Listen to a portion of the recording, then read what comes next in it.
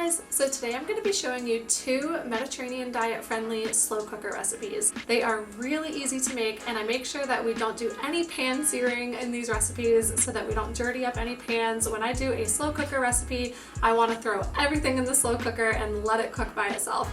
I don't want to have to worry about it. I don't want to have to do dishes. So these recipes are super simple.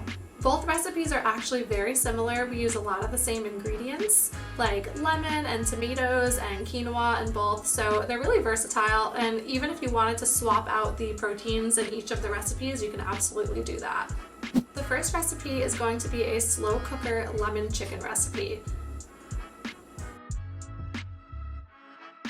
And the second recipe is a slow cooker salmon recipe. Both of the recipes use quinoa as the whole grain because it's really easy. You just throw it into the slow cooker and let it sit for an hour and a half until it absorbs all of that liquid, and it tastes amazing because all of the flavor gets absorbed. As always, I'm going to link both of these recipes in the description of this video. They can be found at recipehippie.com, which is my food blog. And if you enjoy these recipes, please consider liking and subscribing if you haven't already so that I can get more of these videos out to you. All right, let's get started.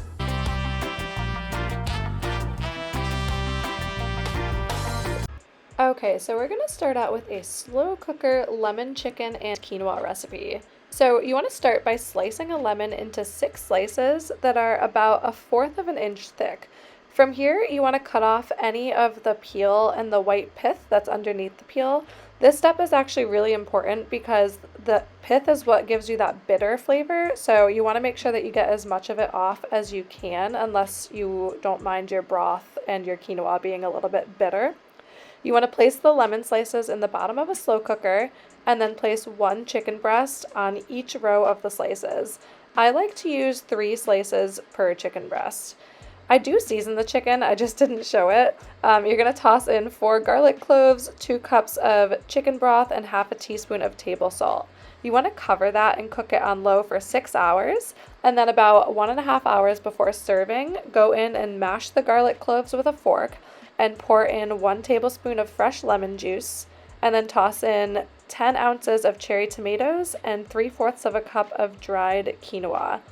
You want to stir it and make sure that every piece of the quinoa is in the liquid. You may need to push it down off the sides of the slow cooker just to make sure. Place the lid back on and increase the heat to high.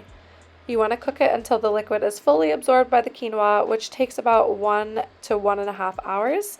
You can tell that it was not fully cooked here, so I did continue cooking it for a little while longer. When it's done, don't forget to remove the lemon slices unless you want to eat them. I recommend serving this with a big heap of whatever vegetable side that you want. The chicken will be extremely tender, and I find that it's the perfect texture to feed my 2-year-old and my 10-month-old.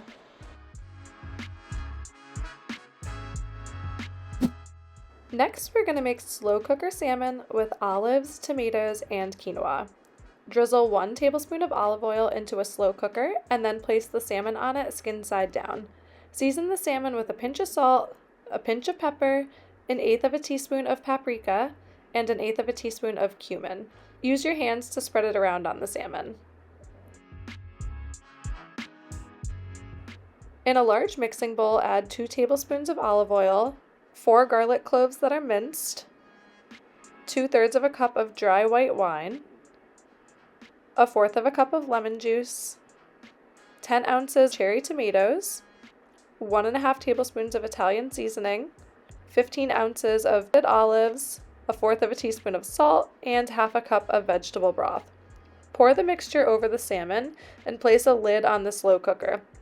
Cook it on high for 2 hours until it's nice and bubbly, and then pour in 3/4 of a cup of dry quinoa and use a wooden spoon to make sure that it's fully submerged in the liquid like we did in the first recipe.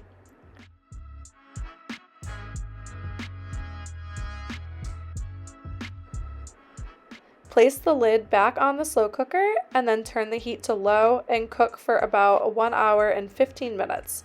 You'll know it's done when all of the liquid is fully absorbed. Sprinkle salmon parsley and then transfer it to a plate and serve it with a vegetable side like roasted broccoli, carrots, or a large side salad. The salmon will flake perfectly onto your fork, And you can store any leftovers in an airtight container in the refrigerator for up to 2 days.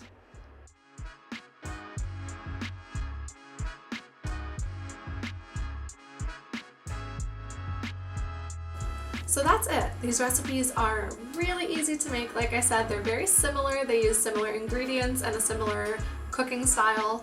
We use quinoa for both of them because it's just so simple. Just throw it in, let it cook, and it's done, and it's super flavorful. I do recommend serving both with whatever vegetable that you choose. I love to use broccoli personally because it's just so easy. Just throw it in the oven. You can even try throwing the broccoli into the slow cooker. It won't get that charred flavor that's really tasty, but it will still taste good, and it should cook all the way through in the time that we have for the slow cooker. Alright guys, thanks again, and please consider subscribing and liking if you haven't already. I look forward to seeing you guys in the next video. Bye!